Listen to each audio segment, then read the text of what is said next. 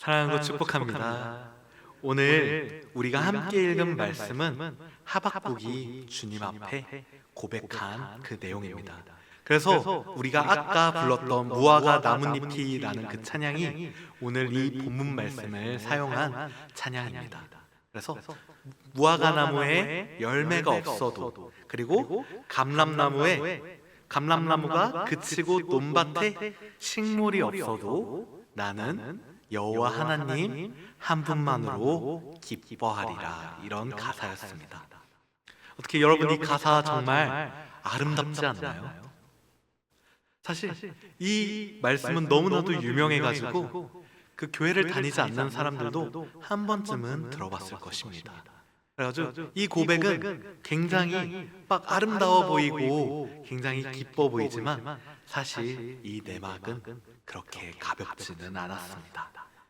먼저 우리가 이 얘기를 하기 전에 제가 한 인물을 소개시켜 드리려고 하는데요. 제가 그 청소년부, 어린이부 아이들을 같이 이렇게 맡고 아이들한테 말씀도 가르치고, 그리고 아이들과 같이 공과 공부도 하고 이러니까 그 최신 아이돌들, 가수들 이런 영상을 좀 찾아보게 되더라고요. 그래서 제가 여자 가수 중에서 가장 인기 많은 사람이 누구야 하면은 첫 번째 아님 두 번째 나올 인물을 제가 오늘 한번 여러분들에게 소개를 시켜드리려고 합니다. 하나 더 넘겨주시면요, 화면에 이렇게 장원영이라는 인물이 나와요. 이 아이브라는 그룹의 여자 가수인데 굉장히 어려 보이죠? 실제로도 굉장히 어립니다. 04년생이라고요. 04년생.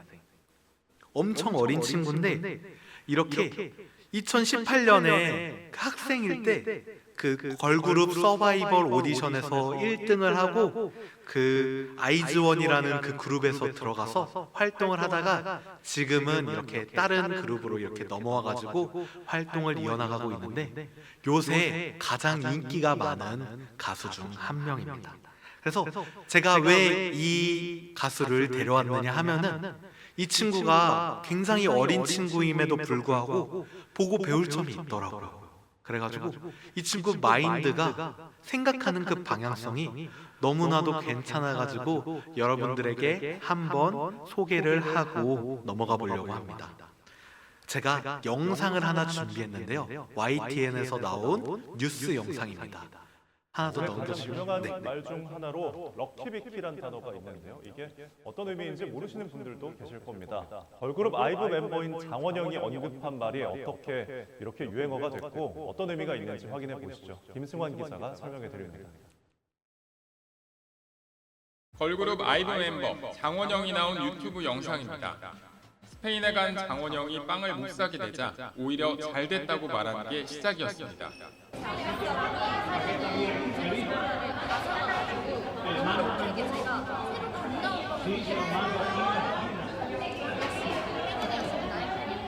그 뒤 모든 걸 긍정적으로 생각한다는 원형적 사고를 정리해둔 글이 SNS에서 인기를 끌었습니다.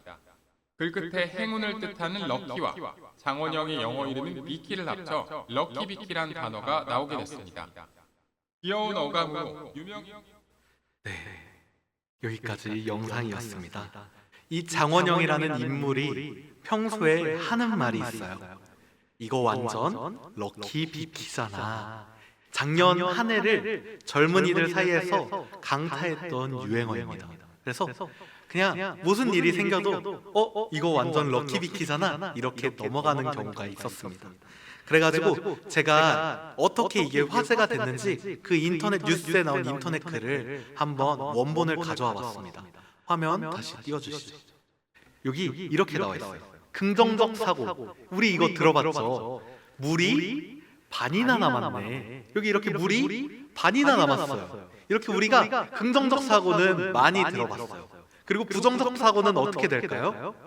물이 반밖에 안 남았네. 이거 가지고 누가 마셔? 우리가 이렇게 불평하는 게 부정적 사고라고 합니다. 그리고 여기에서 유명해진 게 바로 원형적 사고입니다. 제가 한번 읽어드릴게요. 내가 연습 끝나고 딱 물을 먹으려고 했는데 글쎄 물이 딱 반 정도 남은 거야. 다 먹기엔 너무 많고 덜 먹기엔 너무 적고 그래서 딱 반만 있었으면 좋겠다고 생각했는데 완전 럭키비키잖아. 이렇게 넘어간다는 것입니다. 그러니까 긍정을 넘어서 더 초월적인 긍정형이 된다는 것입니다. 자신에게 일어나는 모든 사건이 궁극적으로는 긍정적인 결과로 귀결될 것이다 라는 확고한 낙관주의를 기반으로 이 장원영의 사고방식은 그렇게 심리학적인 그 기반을 두고 있습니다. 그래서 나에게 일어나는 일은 결국 나에게 좋은 일이라는 것입니다. 오로지 긍정적인 것에만 초점을 맞추고 부정적인 감정을 유발하는 것은 무엇이든지 거부하고 회피하려는 것을 이제 심리학적인 용어로 해로운 긍정성이라고 합니다. 화면 한 번 더 다음 화면으로 넘겨주시면 해로운 긍정성은 다음과 같습니다. 비가 왔지만 괜찮아. 나는 춥지 않고 행복해.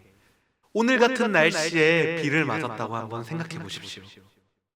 얼마나 춥겠습니까? 그런데 애써 지금 내가 처한 상황을 무시하고 뒷전으로 넘겨버리고 내 자신을 속이면서 괜찮아. 나는 아프지만 아프지 않아. 춥지만 춥지 않아. 나는 힘들지만 힘들지 않아. 이렇게 애써 나를 긍정적으로 달래는 것이 바로 해로운 긍정성이라고 합니다. 이 해로운 긍정성이 얼마나 끝까지 가게 되면 얼마나 심각해지냐면요, 몸을 자기 스스로가 속여버린다고 합니다. 그래서 나중에는 호르몬까지 꼬여가지고 병이 온다고 합니다. 그래서 이렇게 해로운 긍정성은 결국 내 스스로를 망가뜨리게 된다는 것입니다. 반면에 원형적 사고는 어떨까요? 부정적인 현실을 무조건적으로 회피하거나 그리고 왜곡시켜 버리는 것이 아닌 명확히 상황을 인지한 상태에서 내가 어떤 상황에 처했는지를 분명히 알고 난 후에 긍정적으로 가는 과정으로 넘어가는 것입니다. 예를 들면 아래와 같습니다. 갑자기 비가 와서 추워. 그런데 운치 있는 빗소리를 들을 수 있으니까 완전 럭키비키잖아. 이렇게 럭키한 비키. 비키가 그 장원영이라는 친구의 영어 이름이래요.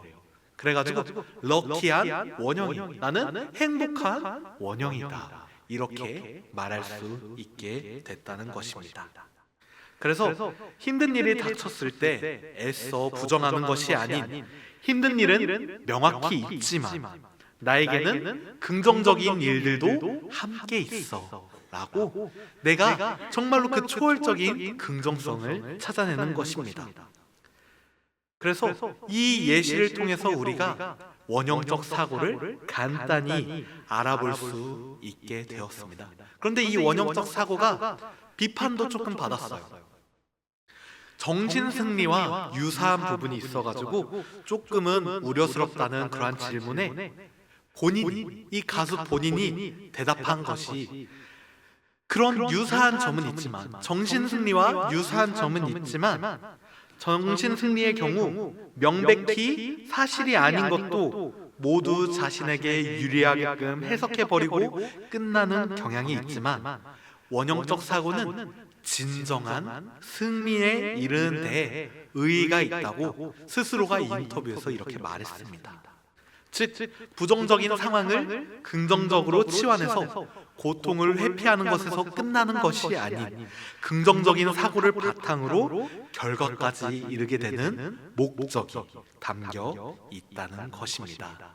제가 이 원형적 사고를 왜 가지고 왔냐면요, 오늘 본문 말씀, 오늘 하박국의 고백을 들으면서 되게 이거랑 비슷하다고 생각을 해서 제가 가져왔어요. 어떻게 제가 한번 제가 제 의미적으로 제 마음대로 한번 그 원형적 사고방식으로 조금 바꿔봤어요. 성경 본문 한번 제가 읽어드리도록 할게요. 아니 내가 전에 먹으려고 했던 무화과 나무에 열매가 하나도 없는 거야. 그런데 옆에 포도나무에 포도를 따러 갔는데 포도도 없어. 정말 옆에 올리브 나무에 갔는데 올리브 나무에도 열매가 없고, 진짜 밭에도 가봤는데 아무것도 단 하나도 없었던 거야. 그래가지고 너무 슬퍼, 나는 가진 게 아무것도 없어, 이렇게 낙담할 뻔했는데 세상에 아무것도 없으니까 나와 함께 하시는 하나님이 보이는 거야. 어떻습니까, 여러분? 어떻습니까? 조금 와닿지 않으세요? 사실 오늘날 문체로 바꾸면은 이러한 고백이었을 것입니다. 그런데 당시 선지자들의 고백처럼 나는 하나님이 함께 하심을 믿습니다. 나는 나를 이끄시는 주님을 믿습니다. 우리 민족의 주인이신 하나님을 믿습니다. 이렇게 담백한 고백이 아닌 정말 풍부하게 감사함을 나타내는 이 하박국의 고백이 어떤 상황에서 나왔는지 오늘 함께 나누고자 합니다. 우선 하박국 1장 2절부터 3절의 말씀을 세번역으로 저와 여러분이 함께 읽어보도록 하겠습니다. 세번역으로 읽을 때 하박국이 처한 그 상황이 적나라하게 나와 있어요. 함께 합독하겠습니다. 살려달라고 부르짖어도 듣지 않으시고 폭력이다 하고 외쳐도 구해주지 않으시니 주님 언제까지 그러실 겁니다. 하나 더 넘겨주시면요.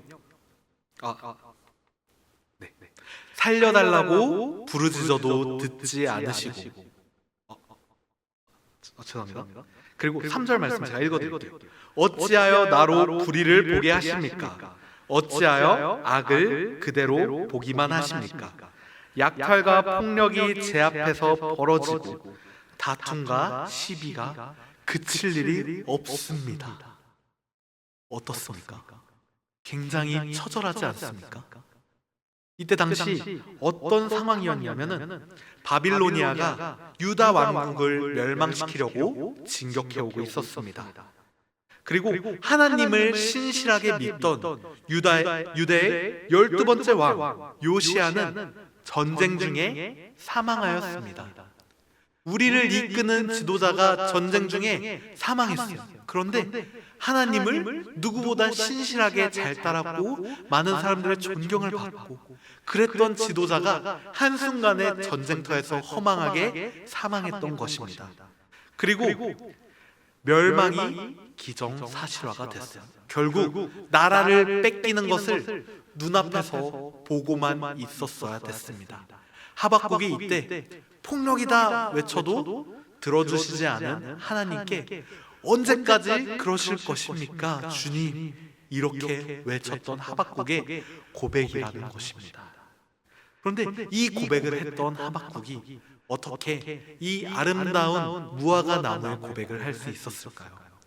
그래서 계속해서 넘어가 보도록 하겠습니다.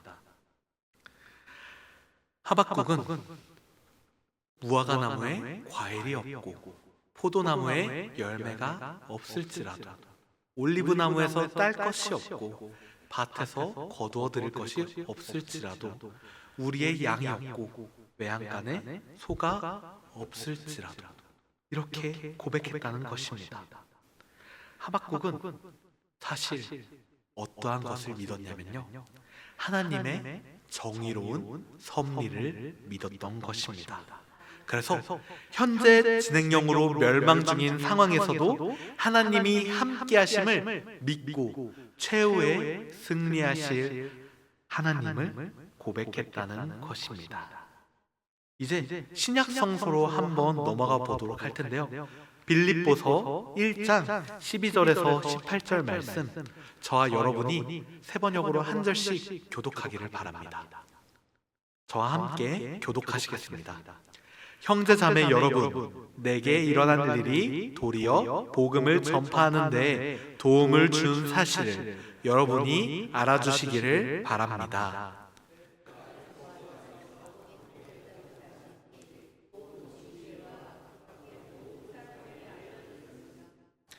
주님 안에 있는 형제자매 가운데서 많은 사람이 내가 갇혀 있음으로 말미암아 더 확신을 얻어서 하나님의 말씀을 겁없이 더욱 담대하게 전하게 되었습니다.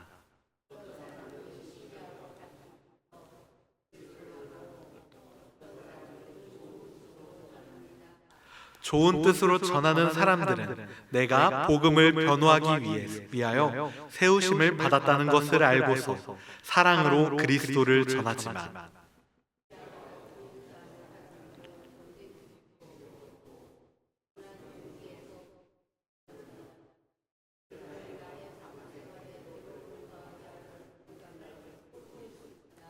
함께 합독하시겠습니까?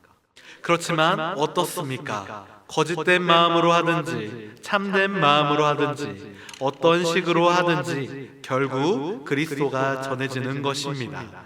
나는 그것을 기뻐합니다. 앞으로도 또한 기뻐할 것입니다. 이 말씀은 바울의 고백입니다. 어떤가요? 좀 하박국과 상황이 비슷하지 않나요? 하박국, 이렇게 바울은 하박국처럼 이렇게 또 아름다운 고백을 했습니다. 이 고백은 바울이 감옥에 갇혔을 때 했던 고백입니다. 감옥에 갇혔지만 오히려 내가 감옥에 갇힘으로 인해 이곳저곳에 편지를 쓰며 하나님을 전할 수 있게 되었으니 이 얼마나 기쁘고 행복한 일이 아닌가. 어떻습니까? 우리는 이 원형적 사고방식을 초월한 하박국적 사고방식과 바울적 사고방식을 함께 가져야 합니다. 이렇게 바울도 똑같이 하나님의 의로우심을 믿었다는 것입니다. 그리고 제가 왜 바울의 고백을 가져왔냐면요, 바울이 하박국의 말씀을 인용하여서 의인은 믿음으로 산다라는 고백을 했기 때문입니다. 하박국 2장에 의인은 믿음으로 산다라는 고백을 바울이 신약시대 때도 그대로 가져왔어요. 그래가지고 그 의인은 믿음으로 산다. 그래서 그 사고방식, 그 믿음의 사고방식으로 살아간다는 이야기입니다. 그 로마서에서 의라고 번역된 그 단어는 디카이시오네라는 단어입니다. PPT를 넘겨주시면은 이제 이 디카이시오네 어원은 정의를 뜻하는 여신 디케에서 나왔습니다. 혹시 이 동상 보신 적 있으신가요? 이 동상이 어디 있는 동상인지 혹시 아시나요? 네, 맞습니다. 바로 법원에 있는 동상입니다. 그래서 지금 위로 들고 있는 이 저울 천칭에는 죄를 판단하는 거예요. 그 무게추를 달아 공평하고 정의로움을 행하고 그 저 손에 든 칼로 그 죄를 단죄한다는 것. 그것이 바로 정의를 뜻하는 그때 당시의 단어였습니다. 그런데 여러분, 사람이 세운 정의가, 사람이 세운 법이 곧 그 시대 당시의 정의와 법이었다는 것입니다. 처음에는 굉장히 정의로웠겠죠. 사람을 죽이면 안 된다. 물건을 뺏으면 안 된다. 그러면은 이렇게 형벌할 것이다. 이렇게 처음에는 가장 기본적이고 원칙적이고 그리고 당연한 것들을 법으로 만들었을 것입니다. 그러나 한 해가 지나고 10년이 지나고 100년이 지나고 법이 어떻게 되었을까요? 과연 그 후에도 법은 계속해서 정의로웠을까요? 그렇지 않았다라는 것입니다. 인간이 만든 법은 결국 타락하게 되고 결국 권력자들을 지키고 악한 사람들을 탄압하고 더 많은 부를 축적하기 위하여 변질되었다는 것입니다. 딱 로마 시대의 법이 그러하였습니다. 그래서 이 법 앞에 사람들은 굴복하고 넘어지고 뺏기고 사람들은 고통을 받았었다는 것입니다. 심지어 하나님의 법이라고 하는 그 율법은 어떻게 사용되었냐면요, 사람들을 정죄하고 사람들 간의 계급을 나누고 사람들을 죽이는데 사용이 되었다는 것입니다. 결국 인간이 만든 법은 타락해버리고 하나님이 만들어주셨던 그 놀라운 법마저 인간이 악용을 하였다는 것입니다.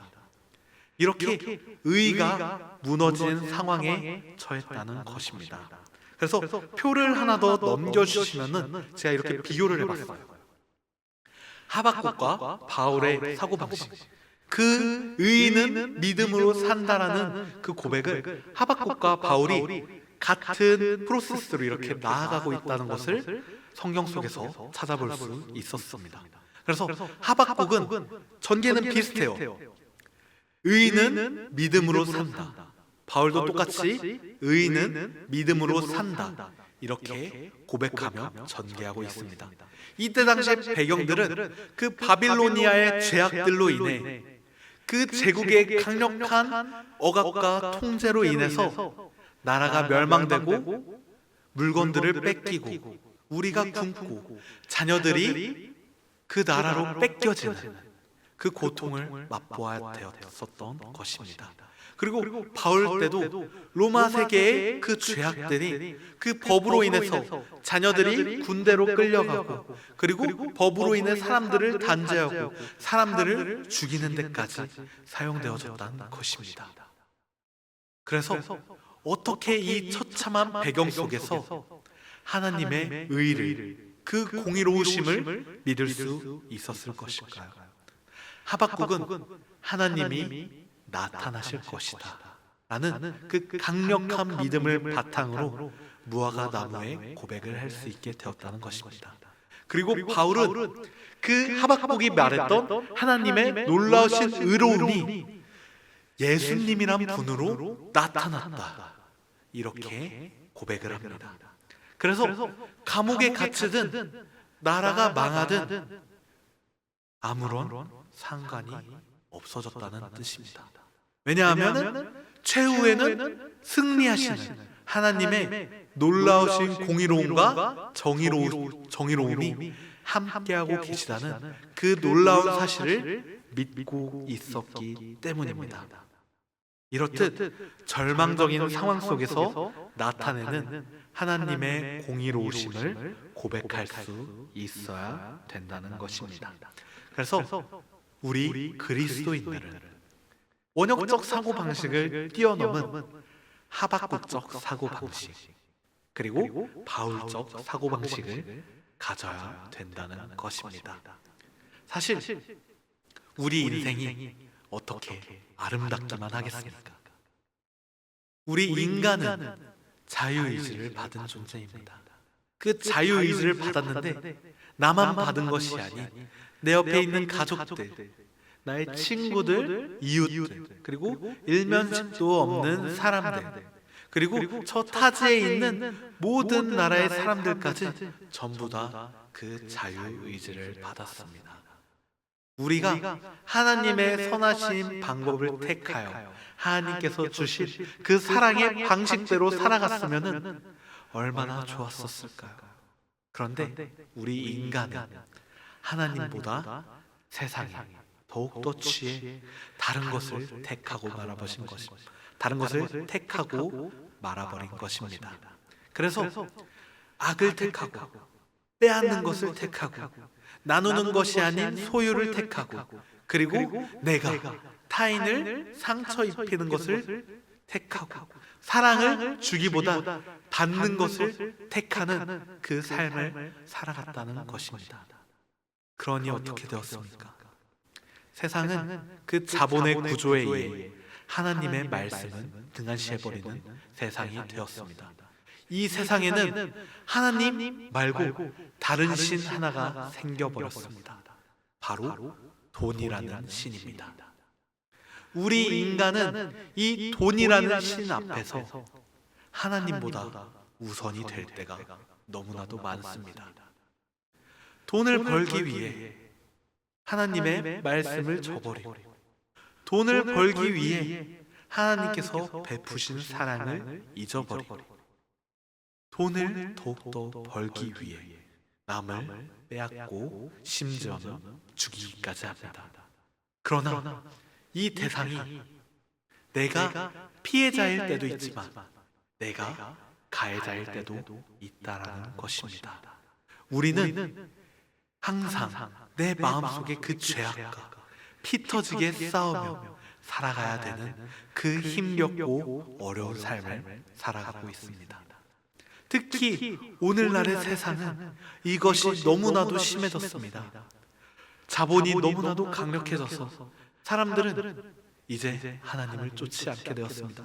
젊은이들은 하나님의 꿈을 꾸는 것이 아닌 세상의 성공에 더욱더 목을 메고 있습니다. 그래서 세상에서 성공하는 것, 세상에서 많이 가지는 것, 내가 꿈을 이루는 것, 온전히 내 힘으로 이루어내는 것, 그리고 그것으로 증명하는 것, 그리고 내가 사랑을 쟁취하는 것에 혈안이 되어 있습니다.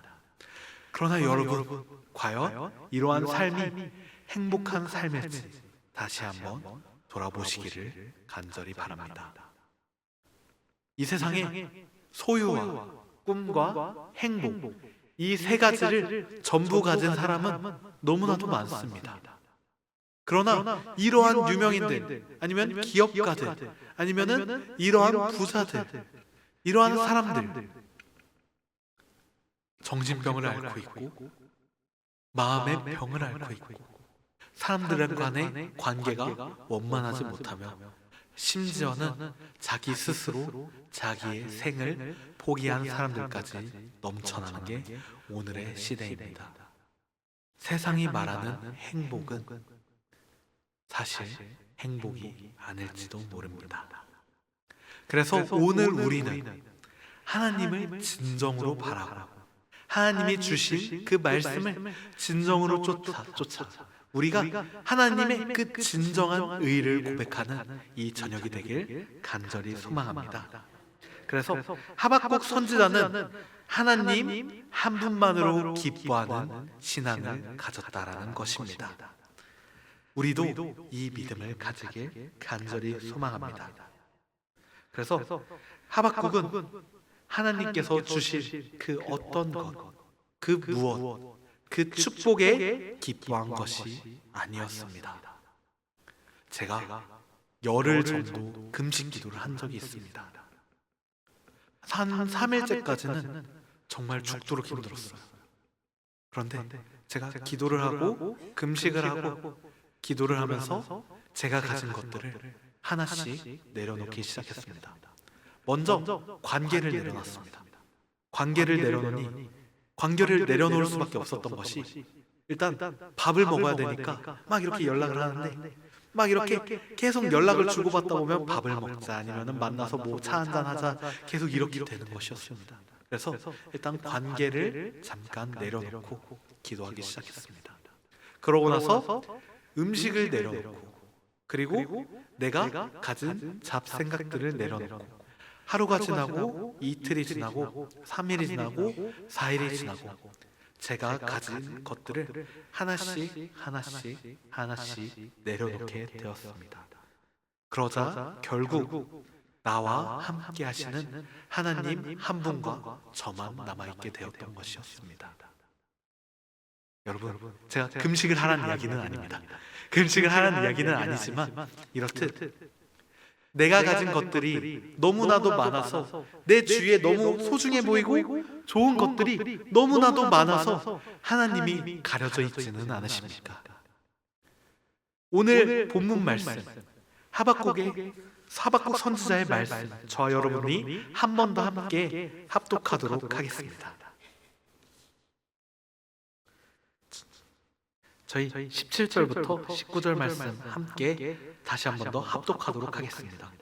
비록 무화과나무가 무성하지 못하며 포도나무에 열매가 없으며 감람나무에 소출이 없으며 밭에 먹을 것이 없으며 우리의 양이 없으며 외양간에 소가 없을지라도 나는 여호와로 말미암아 즐거워하며 나의 구원의 하나님으로 말미암아 기뻐하리로다.